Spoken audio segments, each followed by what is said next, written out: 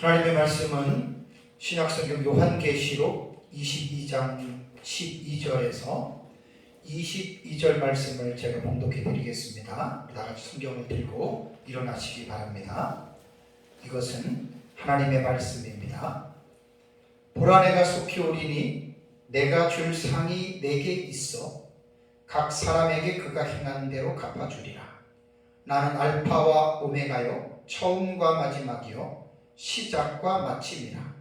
자기 두루마기를 빠는 자들은 복이 있으니 이는 그들이 생명나무에 나아가며 문들을 통하여 성에 들어갈 권세를 받으려 함이로다. 개들과 점술가들과 음행하는 자들과 살인자들과 우상숭배자들과 및 거짓말을 좋아하며 지어내는 자는 다 성 밖에 있으리라.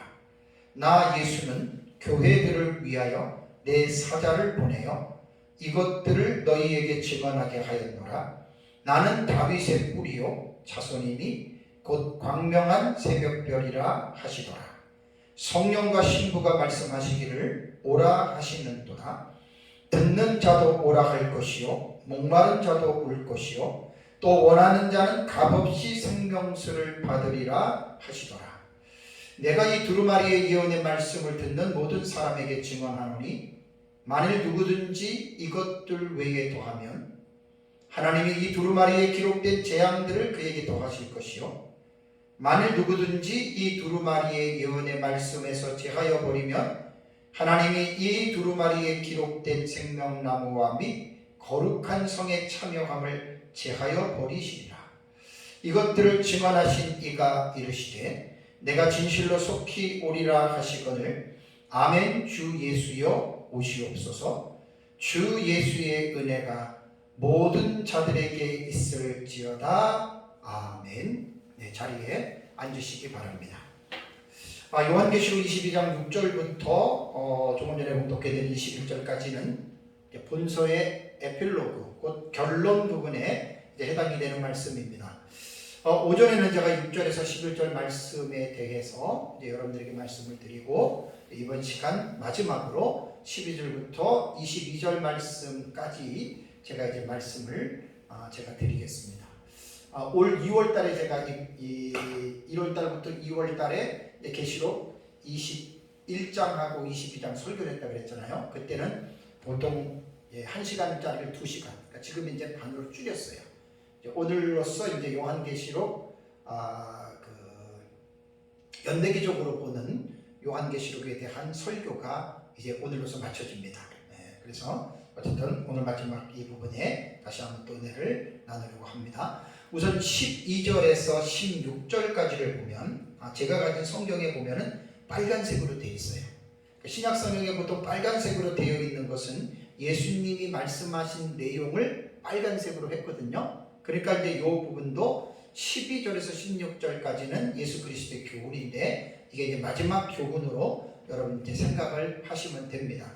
그래서 12절에서 16절까지는 7가지의 내용이 나옵니다. 7가지의 내용. 그래서 12절과 16절까지의 큰 제목을 하나 붙인다면 이제 예수 그리스도의 마지막 교훈으로서 7가지의 증언의 말씀, 당부의 말씀이 이제 기록이 되어져 있습니다. 7가지를 간략하게 제가 말씀을 드리겠습니다. 우선 12절을 보니까 내가 속히 오리니 라는 말을 했습니다. 오전에도 제가 이 속히 오리니에 대해서 여러분들에게 잠깐 말씀을 드렸습니다. 그러니까 신약시대 요한계시록에서 사실 제일 중요한 교훈은 두말할 나위 없이 예수 그리스도의 재림입니다.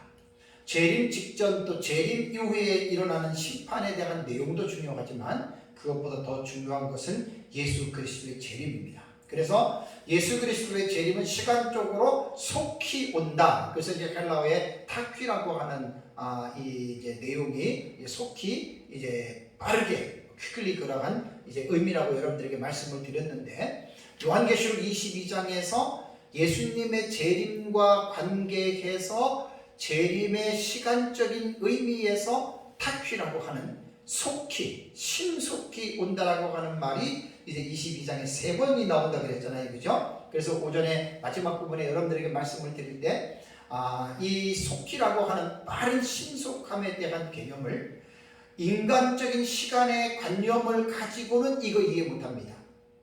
왜냐하면 예수님이 속히 오신다고 말씀해놓고 2000년이 되도록 안 왔잖아요. 그러니까 이거는 인간적인 관념으로 이 타큐라고 하는 빠른 재빠르다고 하는 이 시간을 받아들이면 성경이 틀린 게 돼요. 그래서 제가 시간에 관해서는 헬라어에 이제 그 카이로스라고 하는 특정한 때, 특별한 그러한 때로 하나님의 카이로스의 때로 보면은 이건 틀린 게 아닙니다. 뭐 2000년 지났지만 하나님 편에서는 이틀밖에 안 지난 거예요. 이렇게 생각하면 전혀 이 말씀에는 문제가 없습니다. 그렇다면 왜 속히 오느냐? 그 속히 온다고 하는 예수님의 이유가 많아요. 심판도 있지만 12절을 다시 보시면 뭐라 내가 속히 오리니 왜 온다 그랬습니까? 내가 줄 상이 누구에게 있어요? 내게, 그러니까 예수님에게 우리에게 줄 상이 있다는 거예요. 근데 이 상은 어떻게 줍니까? 모든 사람에게 동등하게 똑같이 분배하는 상이 아니라 각 사람입니다. 인디비듀얼입니다. 각 사람, 개개인에게 똑같이 균등하게 주는 게 아니라 어떻게 해요? 그가 행한 대로 갚아주리라. 그러니까 왜 예수님이 속히 오느냐? 여러 가지 이유 중에 하나가 각 사람에게 상을 주겠다는 거예요. 그래서 상이라고 하는 이 미스토스라고 하는 헬라어 단어는 임금, 보상도 있고 품상 이런 어떤 의미들이 있습니다.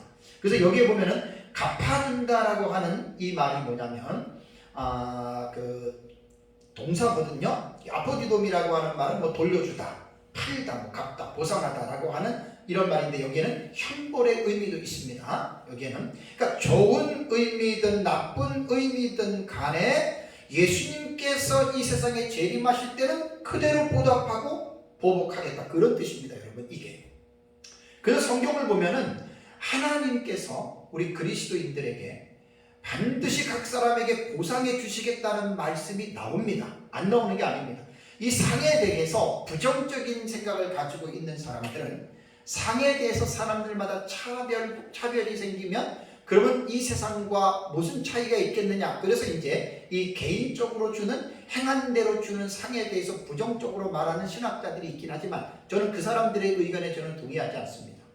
그러니까 이 세상에서의 어떤 불공정한 차등에 대한 개념하고 천국에서는 차등이 있어도 지금처럼 불공정한 그런 개념이 아니라는 거예요.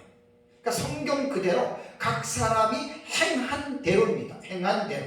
그래서 이제 그 문화 비유에 보면은 5고을을 다스리는 권세도 주고 10고을을 다스리는 권세도 주고 2고을을 다스리는 권세도 주잖아요. 그죠? 그게 각 사람이 행한 대로 주는 거예요. 뭐 많이 받았다고 해서 또 적게 받았다고 해서 많이 받은 사람을 시기하거나 많이 받은 사람이 적게 받은 사람을 무시하면 천국에는 그런 개념이 없어요.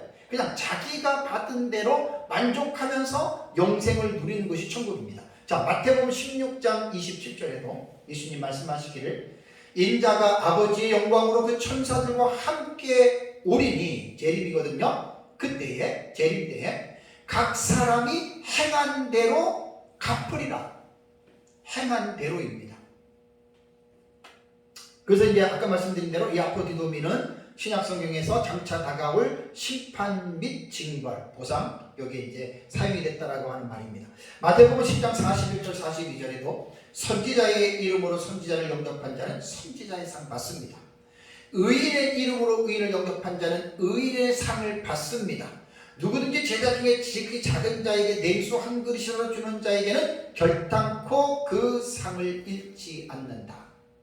만약에 상이 균등하게 구원받는 것으로 끝난다라고 할 것 같으면 왜 각 사람 행한 대로 왜 이렇게 성경은 복잡하게 표현을 할까요? 그냥 상 준다, 구원받는다, 그리고 그냥 끝날 거 아니에요. 절대 그거 아닙니다. 그렇다고 해서 제가 또 한편에 이렇게 상을 강조하다 보면 우려하는 마음이 하나가 뭐냐면 마치 상 받기 위해서 뭐 우리가 신앙생활하고 상 받기 위해서 봉사하고 상 때문에 우리가 막 전도하고 상 때문에 무슨 순교하고 이런 그릇된 신념을 가질 수가 있는데 이거는 아닙니다. 그 절대 아닙니다. 그렇게 가르치는 것도 잘못된 거고 또 상이 똑같다 이것도 잘못된 거예요. 그래서 중간적인 입장을 잘 여러분 또 생각을 해야 됩니다. 그리고 이제 고린도전서 3장 8절에도 바울이 심령이와 물주미가 한 가지니 각각 자기가 일한 대로 자기 상을 받습니다.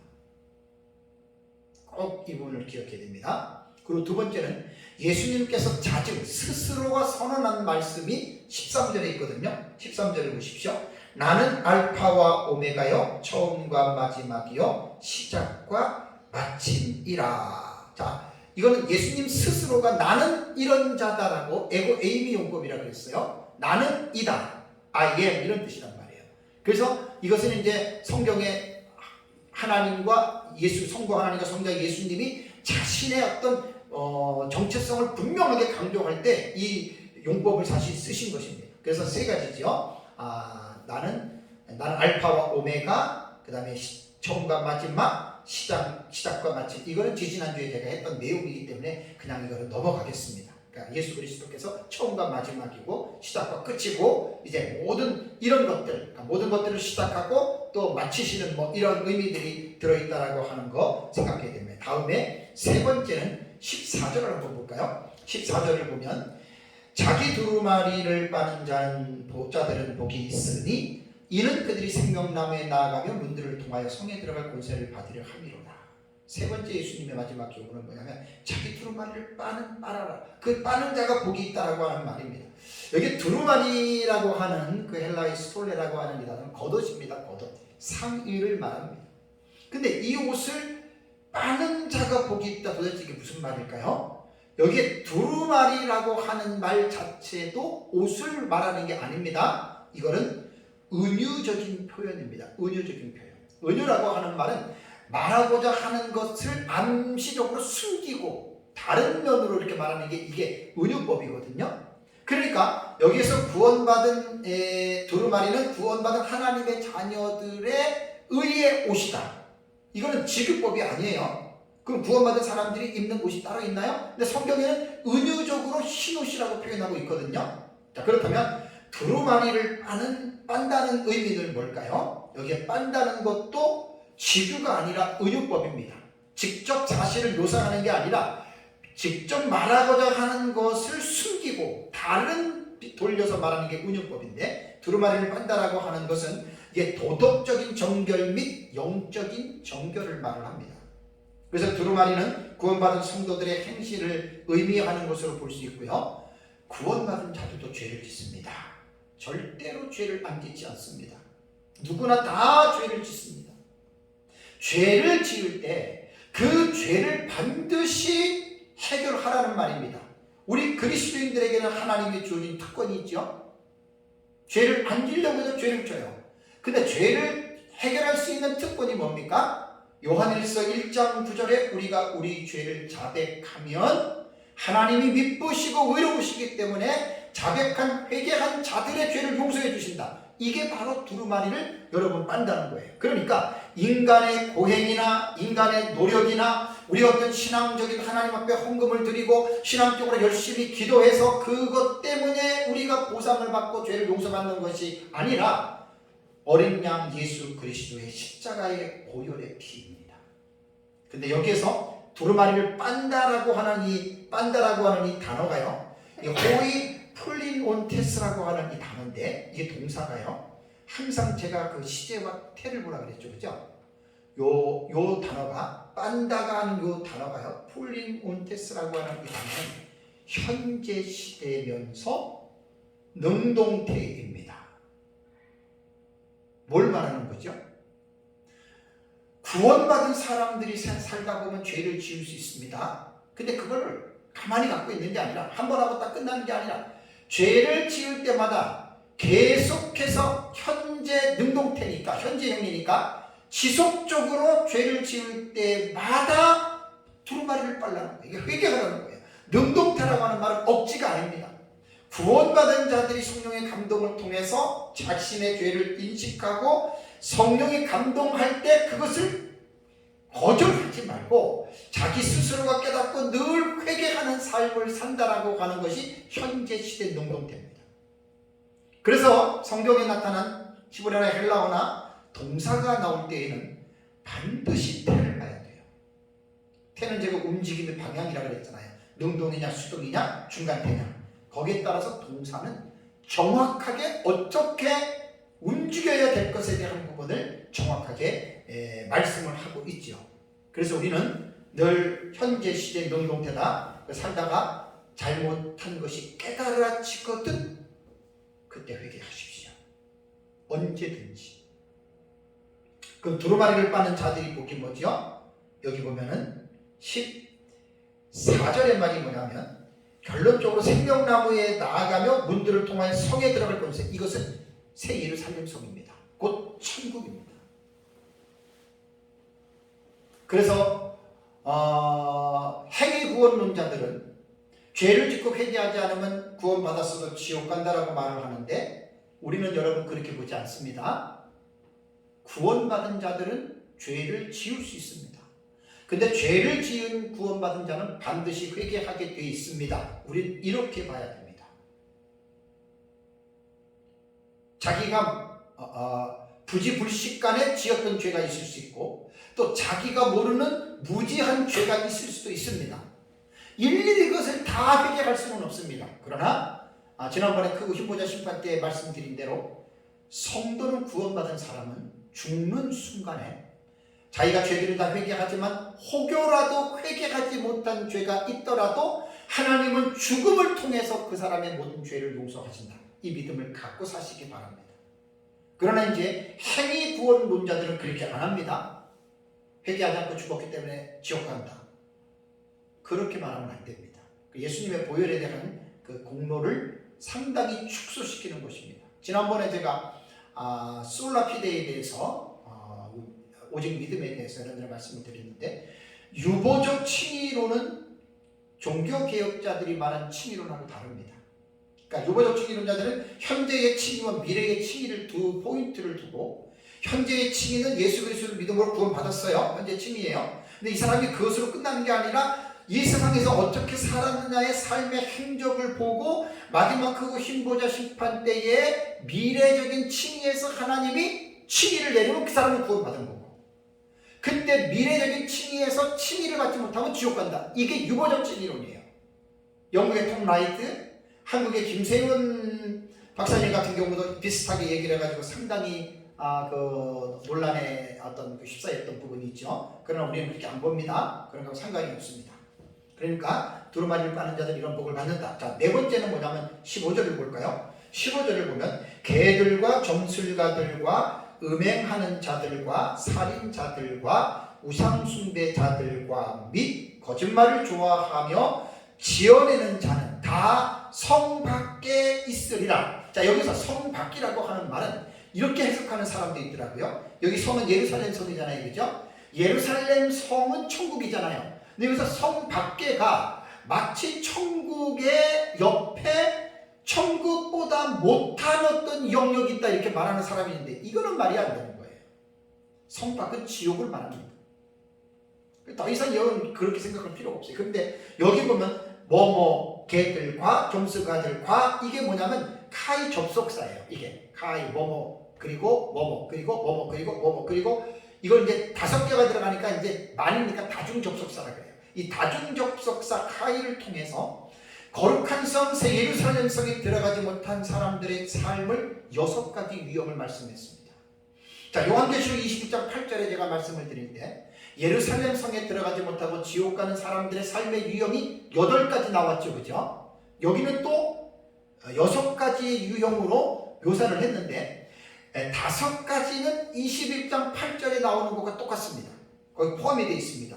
한 가지 추가가 됐다면 개들이 하나가 추가가 됐습니다. 개들. 그냥 여기서 개들의 의미만 살펴보면 돼요. 그러면 개들이라고 하는 말은 뭐냐? 이 퀴온이라고 하는 이 개라고 하는 단어는요.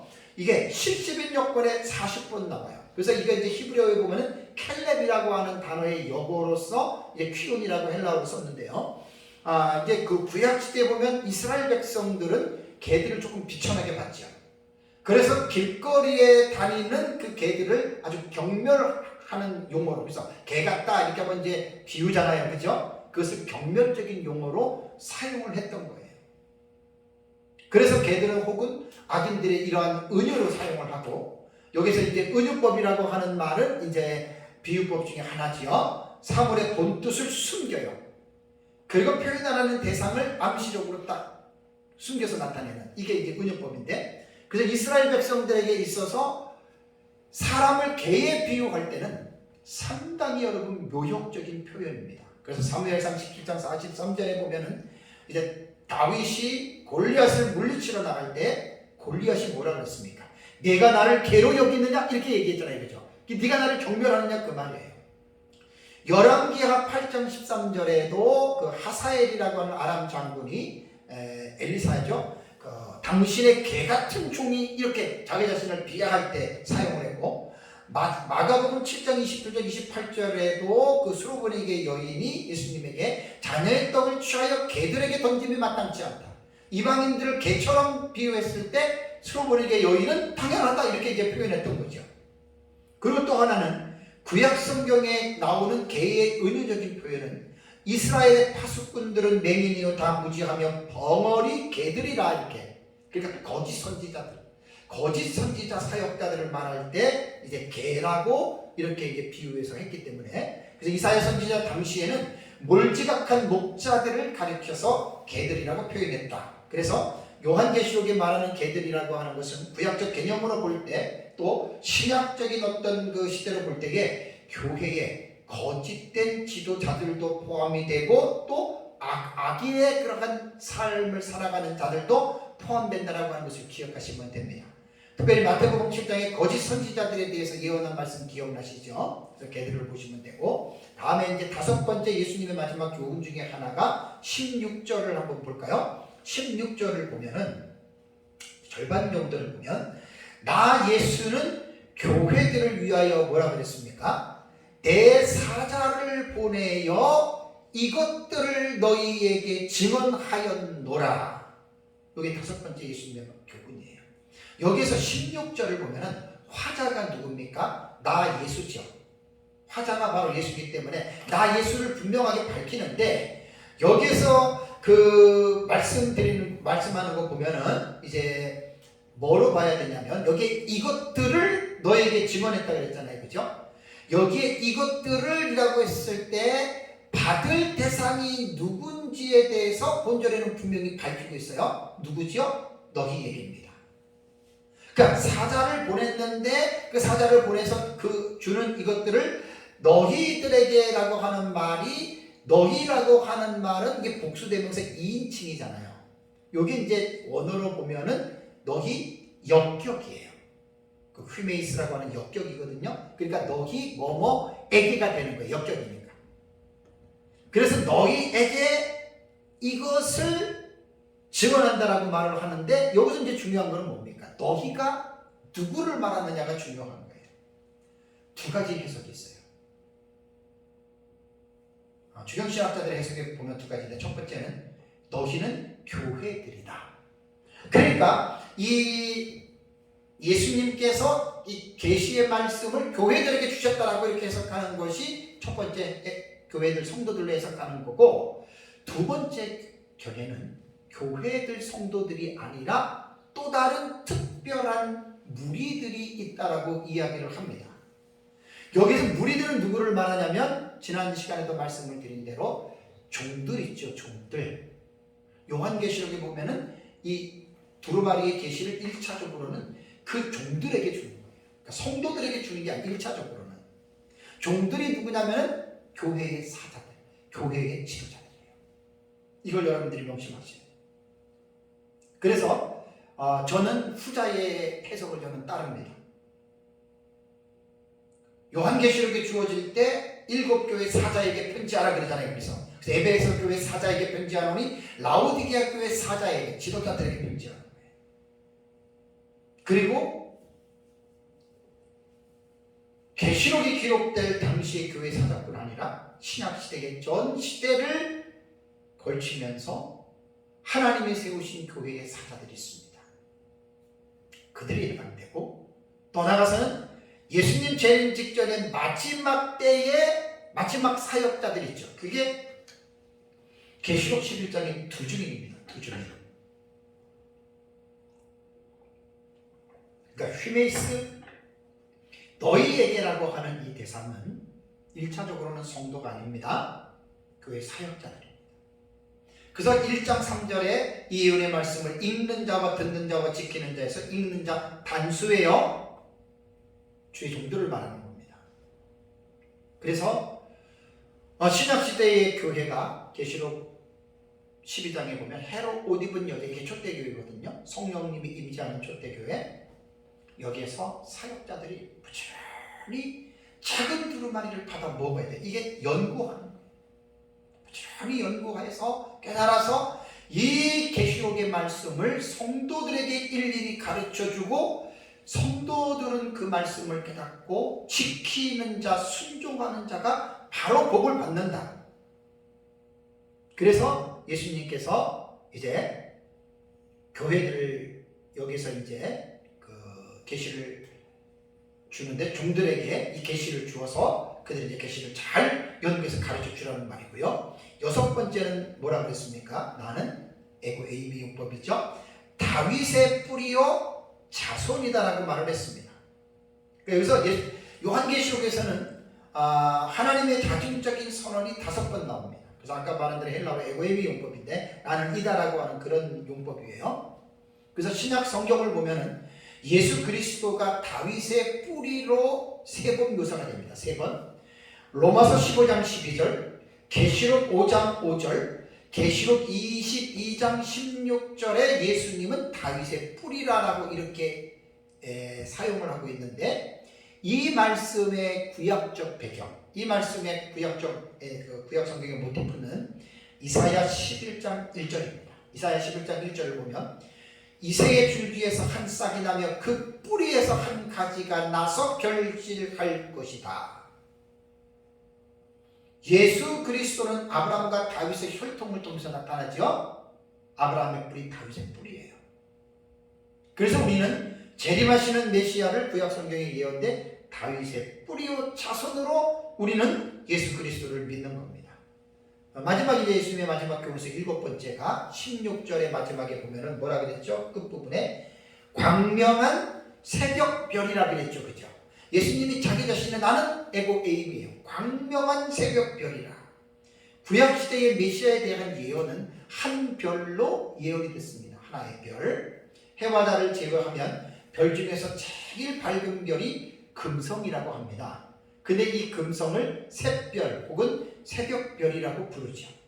그래서 예수 그리스도는 칠흑같이 어두운 이 세상을 밝은 빛을 비추어 주시는 광명한 새벽별로 그분이 오셨다라고 이제 비유법으로 설명하고 있죠. 다음에 이제 17절을 한번 볼까요? 17절을 보면은 성령과 신부가 초청을 하는 내용이 나옵니다. 우리 17절 읽을까요? 볼까요? 한번. 자, 성령과 신부가 말씀하시기를 오라 하시는도다. 듣는 자도 오라 할 것이요, 목마른 자도 올 것이요, 또 원하는 자는 값없이 생명수를 받으라 하시더라.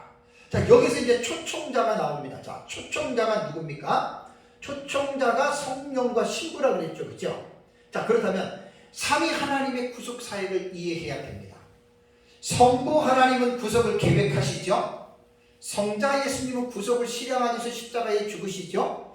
성령 하나님은 십자가의 사건을 믿는 자들 개개인에게 이 사실을 가르쳐주고 믿게 해서 성령의 인치심으로 예수 그리스도를 믿고 구원받는 거예요. 그러면 결국 이게 복음을 전하는 내용이거든요. 하나님을 믿지 않는 자들에게 성령의 초청을 하신다는 이런 말인데, 자, 우리가 여기서 하나 오해해서는 안 될 것이 뭐냐면, 사람이 복음을 전해요. 내가 복음을 전한다고 해서 내가 전했느냐? 내가 전했죠. 근데 우리는 복음의 주체자가 인간이 되면 안 돼요. 구원받은 사람들 속에는 성령 하나님이 내주에 계세요. 그 성령 하나님이 구원받은 자들을 통해서 복음을 전하게 하시는 거예요. 그러니까 이것이 자기 인간의 의가 강한 사람들은 이것을 용납 못해요. 왜? 자기가 했기 때문에, 자기를 드러내야 되기 때문에. 그렇지 않습니다. 성령 하나님이 구원받은 자들 속에서 그 사람의 입을 통해서 복음을 전파하시는 번째는 신부가 초청자로 나와요. 그죠? 신부라고 하는 헬라어 하는 게 림프헤라고 하는 이 단어는 말 그대로 이제 신부를 말합니다. 약혼녀도 말합니다. 뭐 젊은 처녀나 어떤 젊은 여자 또 젊은 아내에게 똑같이 이 림프헤라고 하는 단어를 쓰는데, 근데 이 부분을 여러분 잘 생각해 보세요. 요한계시록 21장 2절, 우리 제가 그때 한번 설교할 때 말씀드렸죠. 요한계시록 21장 2절에도 신부가 나오죠. 그죠?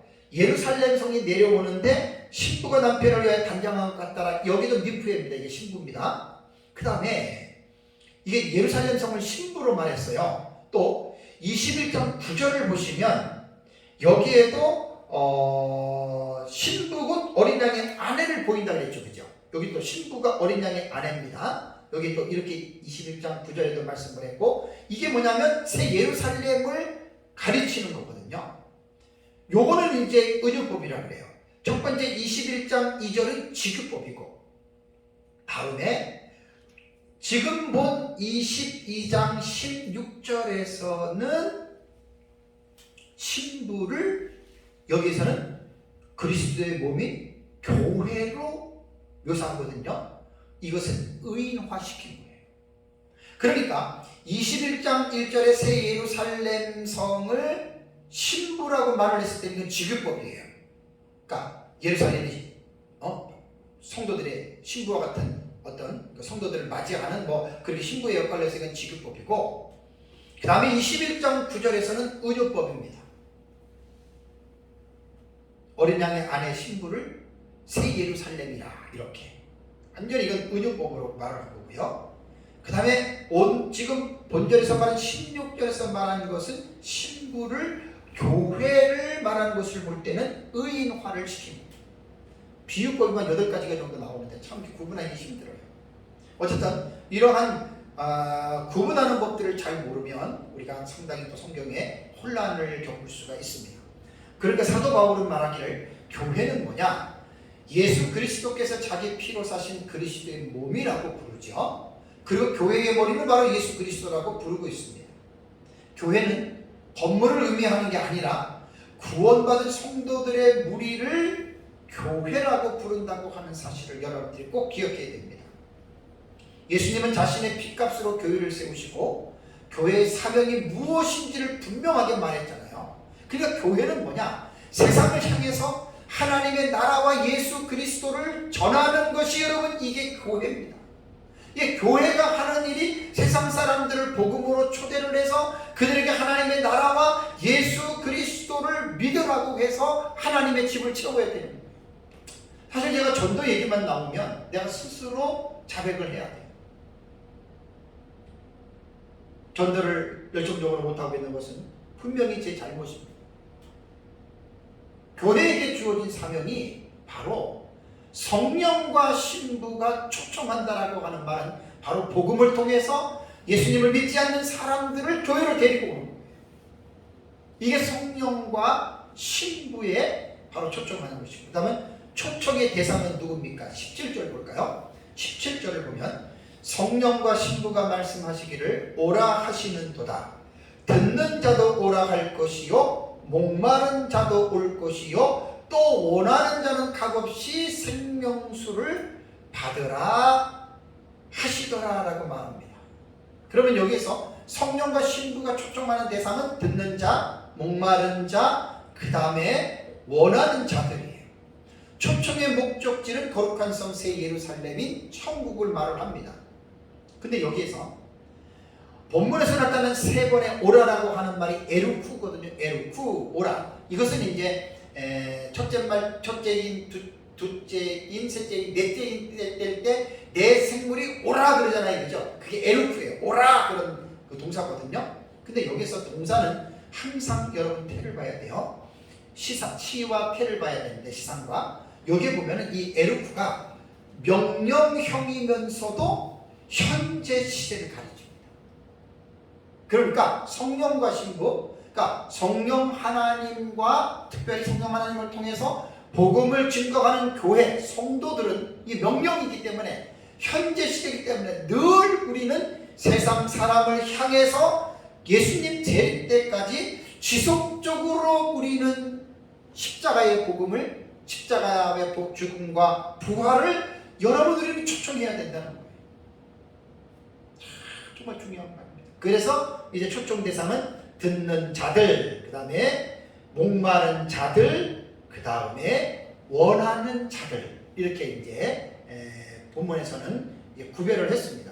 뭐 듣는 자라고 하는 말은 이게 이제 우리가 복음을 전하죠. 로마서 10장 13절과 15절에 보면 누구든지 주의 이름을 부르는 자는 구원을 받으리라라고 말을 하면서 그런즉 그들이 믿지 아니하는 일을 어찌 부르리요 듣지도 못한 일을 어찌 믿으리요 전파하는 자가 없이 어찌 들으리요. 그러니까 전해야 된다는 거죠. 그래서 보내심을 받지 아니하였으면 어찌 전파하리요 기록된 바 아름답도다 좋은 소식을 전하는 자들의 발이요 함과 같으니라. 초청해야 돼요. 하나님을 믿지 않는 사람들 교회로 자꾸만 초청해요. 다음에 여기서 목마른 자들이라고 하는 말도 은유적인 의미로 해석을 해야 됩니다.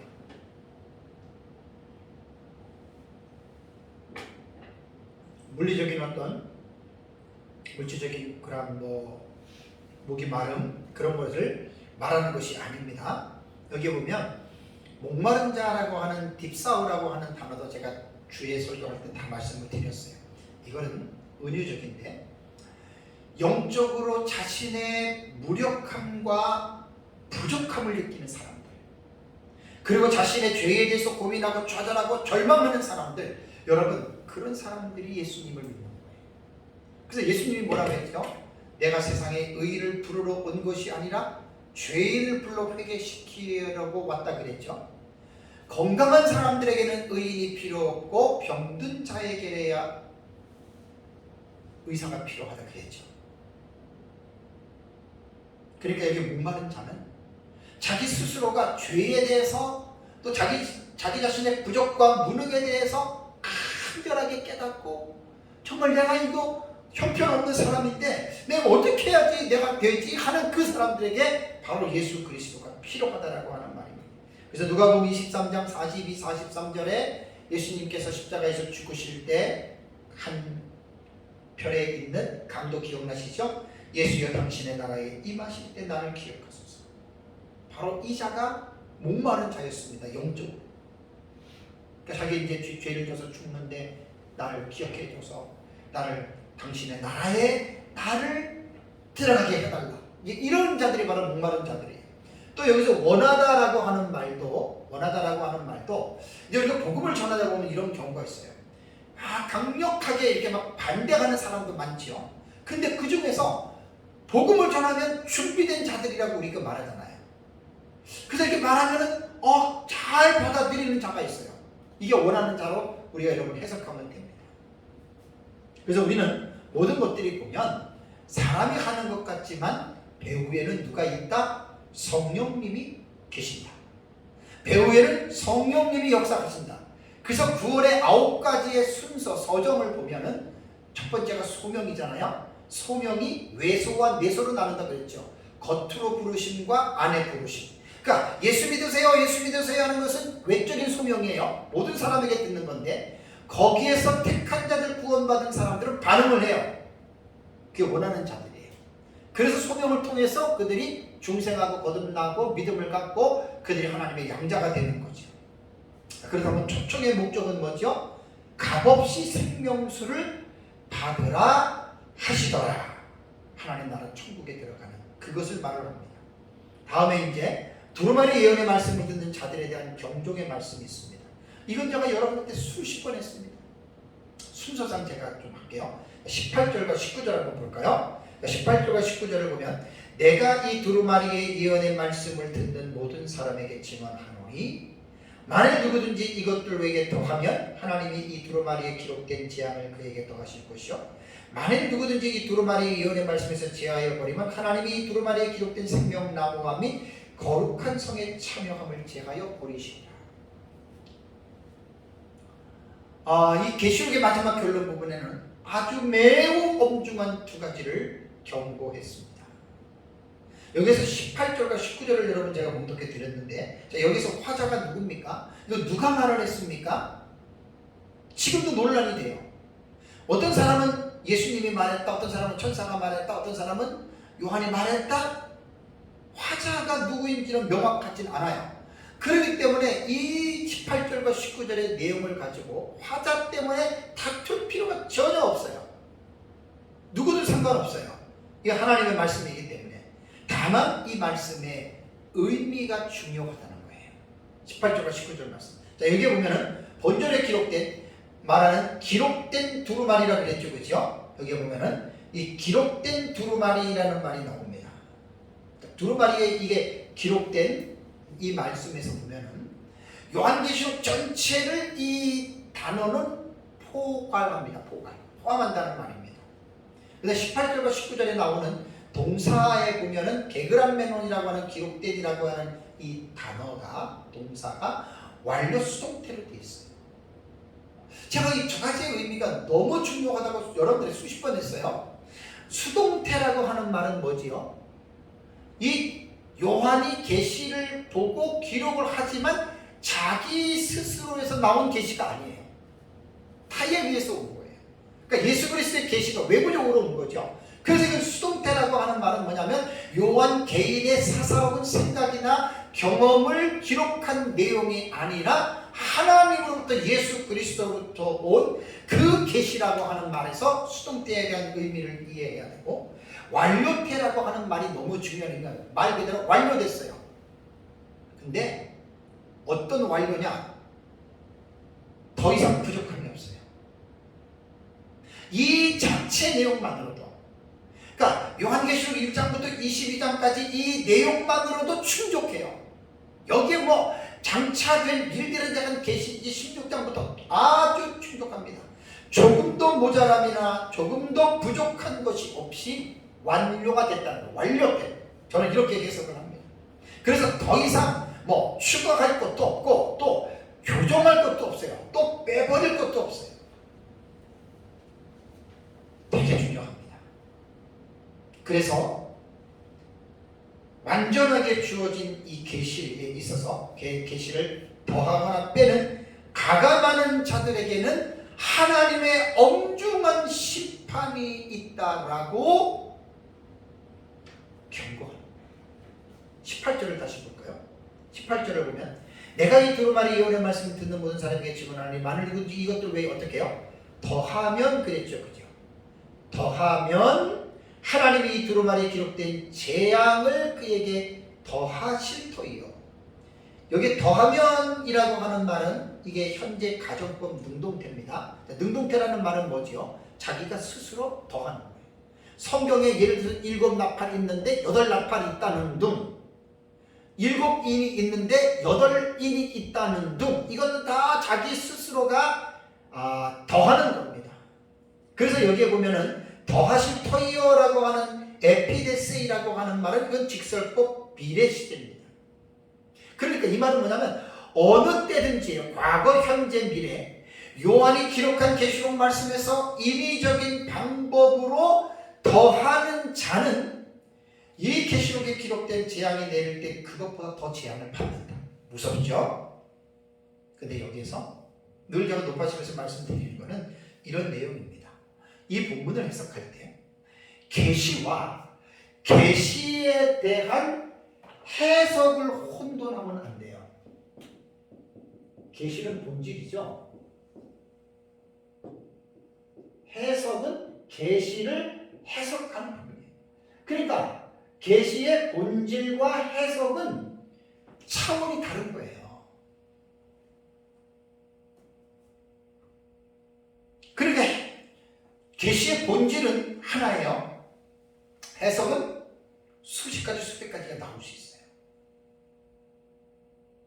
더한다라고 하는 말은 계시의 본질을 더하는 거예요.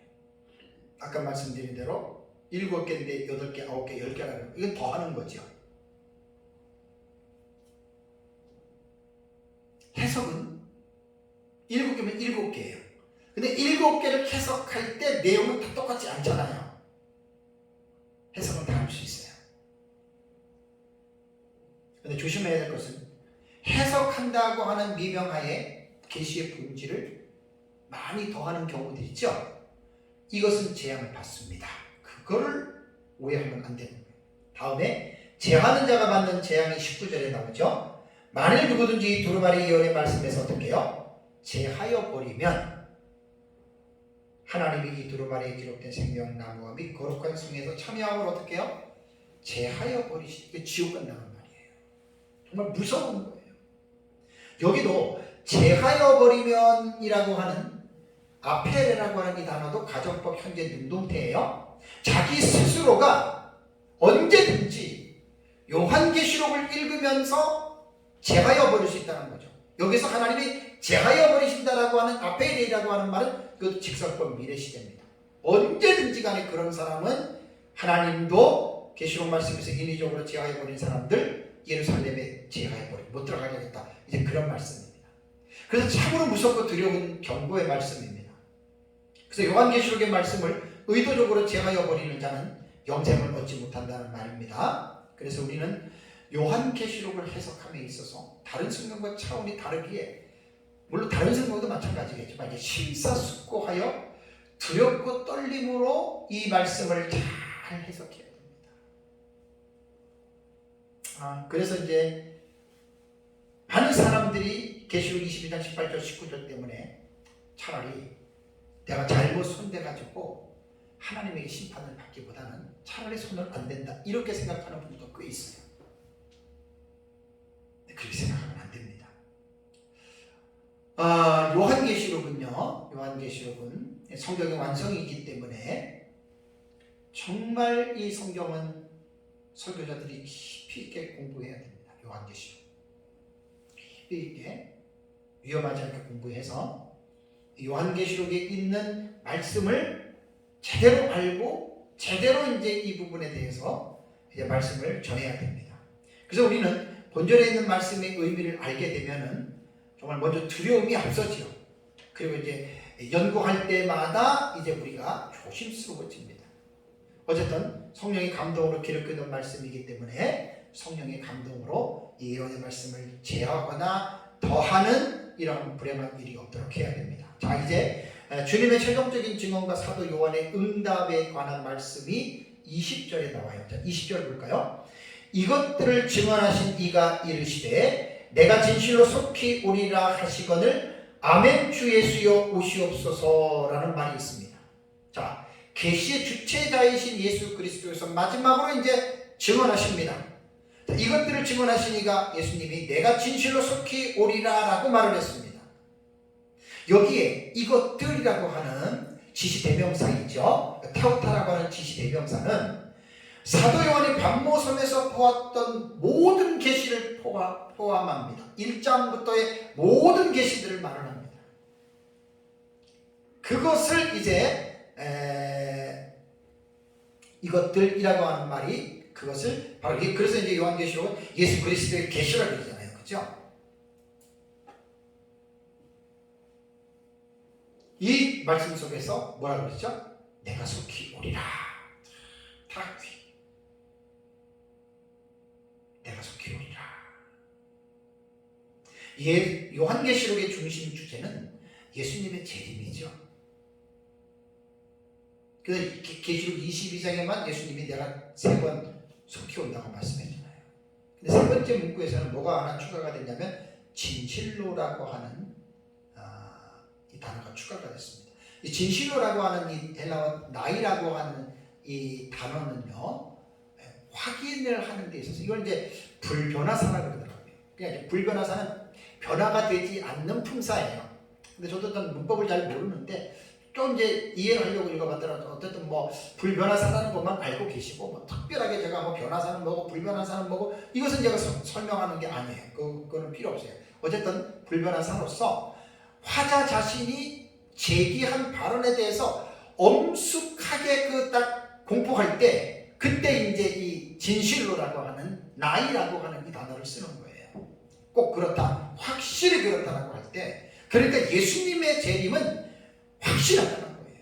엄숙하게 지금 예수님 자신도 나이라고 하는 진실이라고 하는 이 불변화사를 통해서 자기 자신이 말하고 있는 발언에 엄숙하게 내가 오겠다, 속히 오겠다라고 하는 이 부분을 거듭 강조하고 있는 거예요. 그러니까 우리는 예수님께서 이렇게 거듭 강조하는 이 말씀을 들을 때 우리는 농담으로 들으면 안 돼요.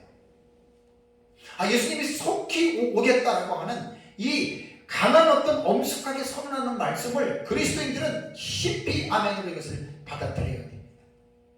계속해서 속히 오겠다, 재빨리 온다는 말입니다. 탁귀라고 하는 단어. 그래서 이것은 인간적인 크로노스의 시간으로 생각하면 안 돼요. 카이로스의 시간, 특별한 하나님의 때, 인간의 때도 카이로스가 들어가긴 하는데 그렇게 돼야 됩니다. 자, 여기에 사도 요한이 마지막에 뭐라고 화답을 하죠? 20절에 내가 진실로 속히 오리라 하니까 사도 요한이 뭐라고 했어요? 아멘 주 예수여 오시옵소서. 헬라어로 이겁니다. 아멘 에르쿠 오시옵소서. 큐리에 이예수 주 예수여 오시옵소서. 예,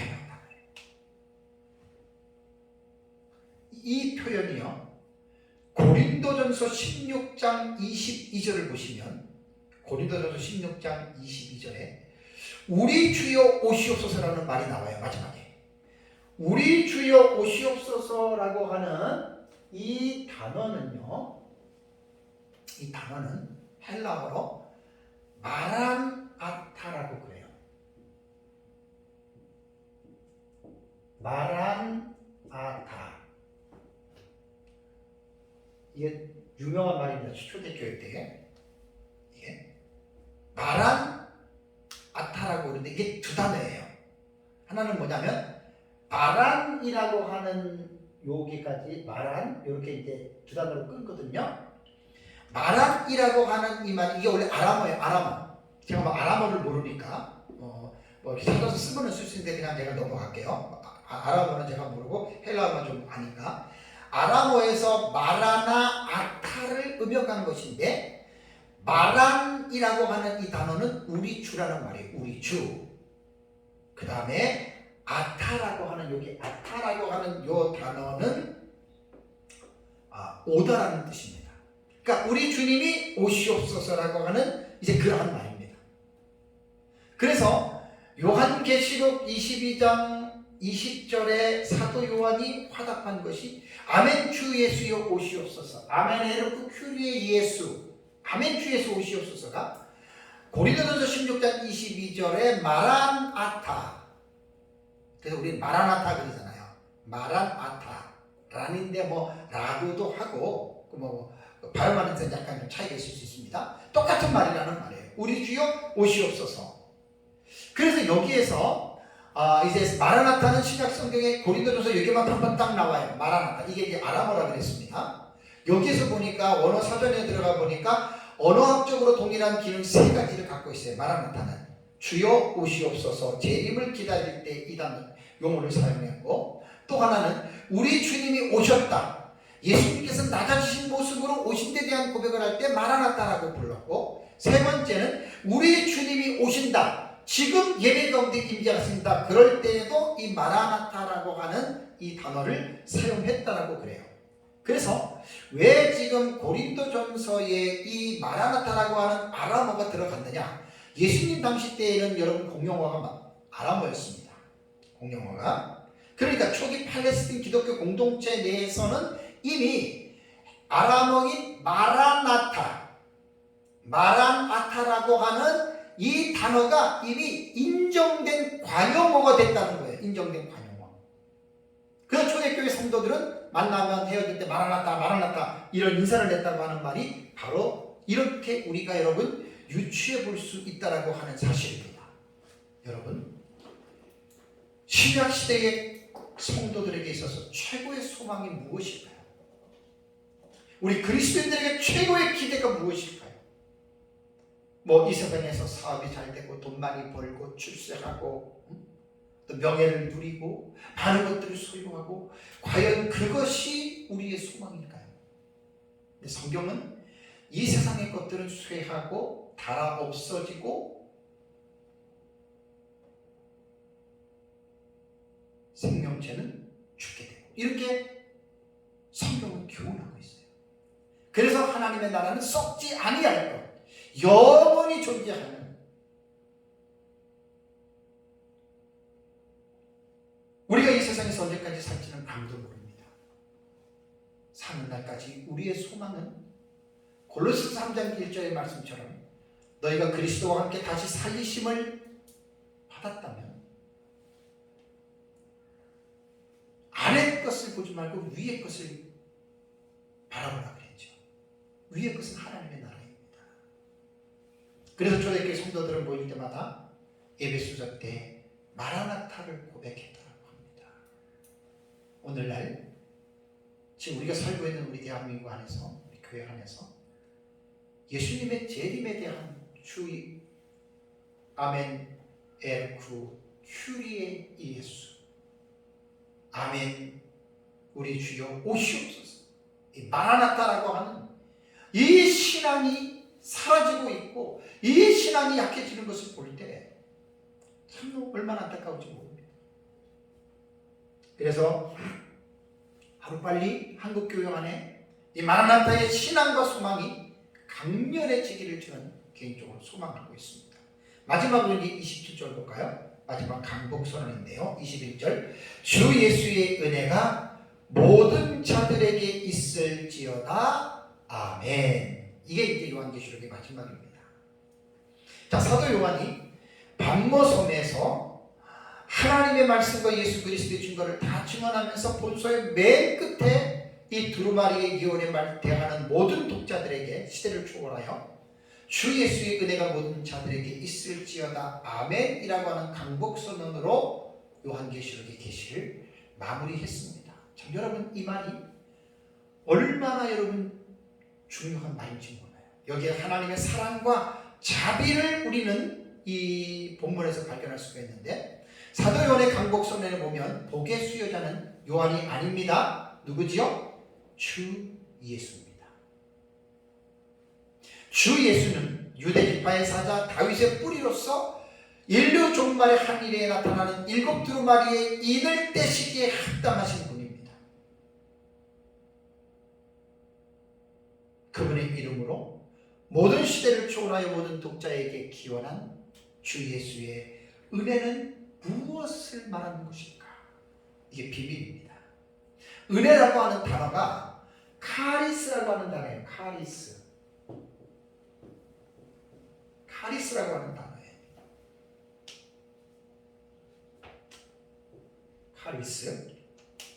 카리스라고 하는 단어가 이제 뭐 그레이스라고 그러죠. 그레이스 영어로. 그 다음에 호의 혹은 친절 이렇게 번역이 되는데요. 명사 카리스는요, 신약 성경에 155회가 사용이 됩니다. 대부분은 바울 서신의 은혜를 바울이 제일 많이 카리스를 썼어요. 그 중에 100번 정도를 바울 서신에 나온다고 합니다. 근데 이 은혜라고 하는 카리스라고 하는 단어가 상당히 폭 높습니다. 이 은혜라고 하는 단어를 깊이 우리가 이해하고 있어야 돼요. 그러니까 본절에 나오는 이 은혜를 주 예수의 은혜가 모든 자에 있을 이거를 단순하게 그냥 인사하는 기원문으로서 이것을 받아들인다면 그건 오해입니다. 그렇게 쓴 게 아닙니다. 그런 의도로 썼지만 여기에서 말한 주 예수의 은혜, 카리스라고 하는 이 은혜는 말도 못하게 엄청난 하나님의 복된 내용을, 의미를 이 안에 담고 있습니다. 제 책에는 한 7가지 정도 했나요? 10가지인가? 많은데 제가 그렇게 요약을 해놨는데, 여기서 보면은요, 카리스라고 하는 이 단어는 십자가를 통한 구원을 묘사하는 데 카리스를 썼습니다. 에베소서 2장 5절에 보면은 너희는 은혜로 구원을 받았다. 이 카리스예요.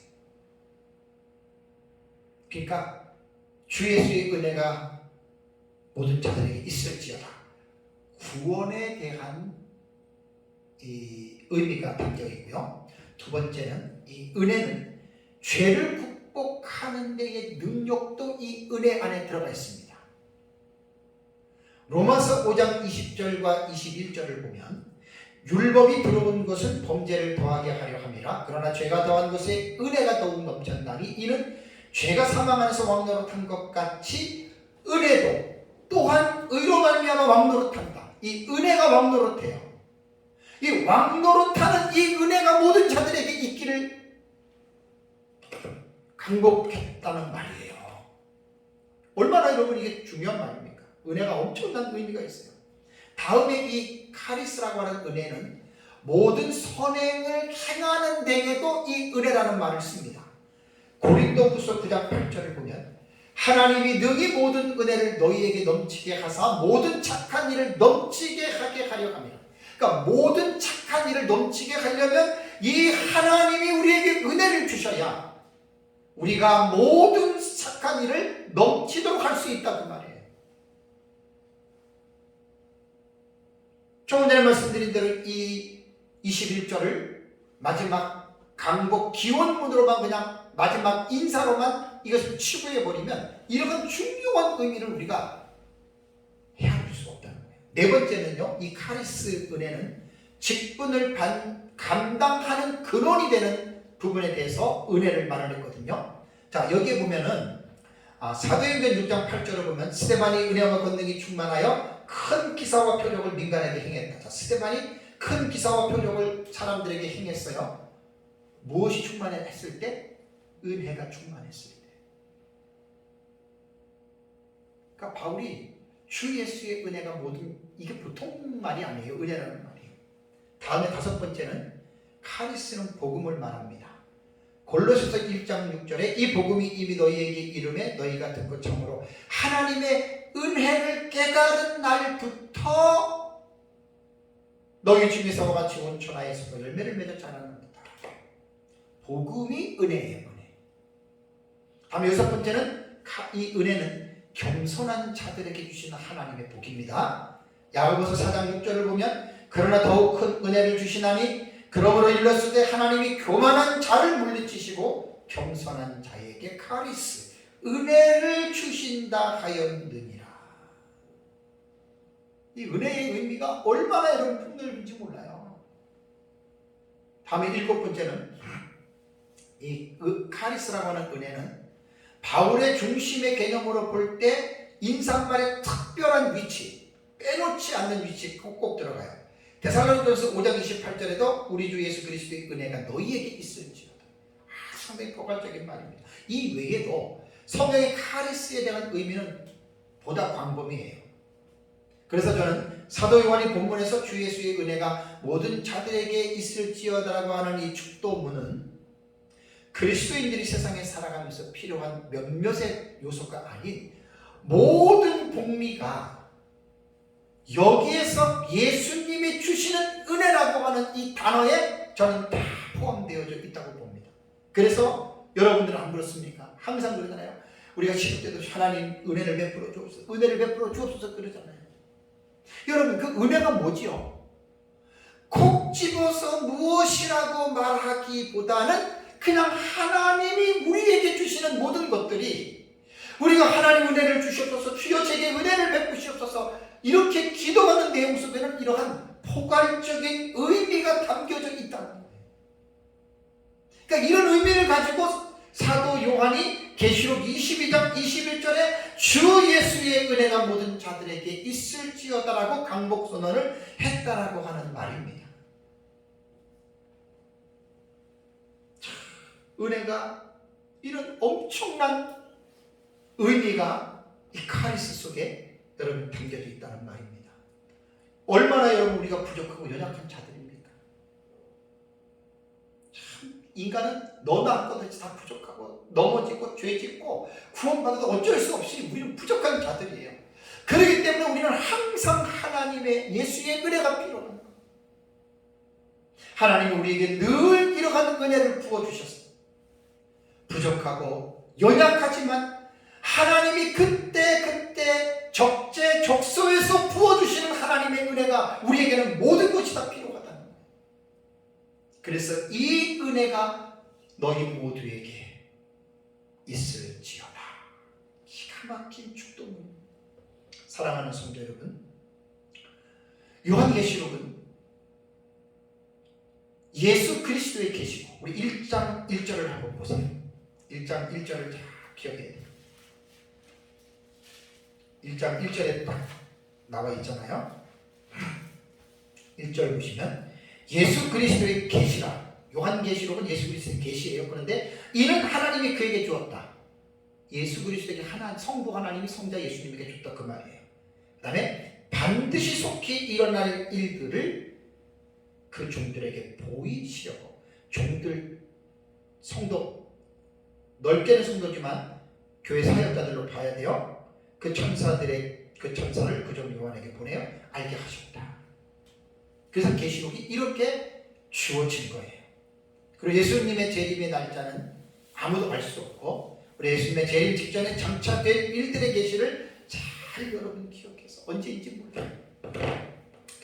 모르고 하루가 갈수록 그날이 가까워온다라고 하는 사실을 기억하고, 열처녀 비유에서 교훈한 것처럼 밀어낸 5처녀들이 되지 말고 슬기로운 5처녀들이 되어야 됩니다. 그리고 예수님의 재림의 날이 가까울수록 근신하여 깨어서 거룩한 삶으로 저도 그렇고 여러분들도 그렇고 준비하고 깨달은 말씀을 지키시는 삶을 사시기 바랍니다. 이번 시간으로 요한계시록의 주의 설교를 마쳤습니다. 참 저희 교회는 특별하게 요한계시록을 제가 1장부터 22장까지를 2번이나 했어요. 8년 전인가? 그죠? 8년 되네요. 그때 1년 하고, 그 다음에 이제 책을 쓰고 나서 제가 2년 전에 3년 전에 제가 한번 주회를 또 했어요. 책을 가지고 좀 더 깊이 있게. 그리고 또 이제 최근에 올해 3월 달부터인가 제가 다시 이제 연대기적으로, 그전에는 1장부터 22장까지 주의를 했는데 연대기적으로 이번에는 이제 연대기적으로 6장부터 이렇게 해가지고 요한계시록의 설교를 조금 마쳤습니다. 좀 제가 생각을 해도 이 어려운 책을 이게 내가 깨달을 수 없는데 하나님의 은혜로 좋은 스승, 우리 밤중소리의 고문 되시는 우리 민병성 목사님, 저의 영원한 스승입니다. 그분을 만나서 계시록에 대한 내용을 제가 사사받고 이 내용을 계속 연구하고 책을 썼고 또 계속 쓰고 있고 지금 이렇게 하고 있습니다. 어쨌든 들었던 말씀으로 만족하지 마시고 저도 그렇고 여러분들도 그렇고 기록된 말씀에 지키고 순종해서 하나님 앞에 영광을 올려드리는 그런 귀한 믿음의 삶을 살아가시기를 주님의 이름으로 축복합니다. 다 같이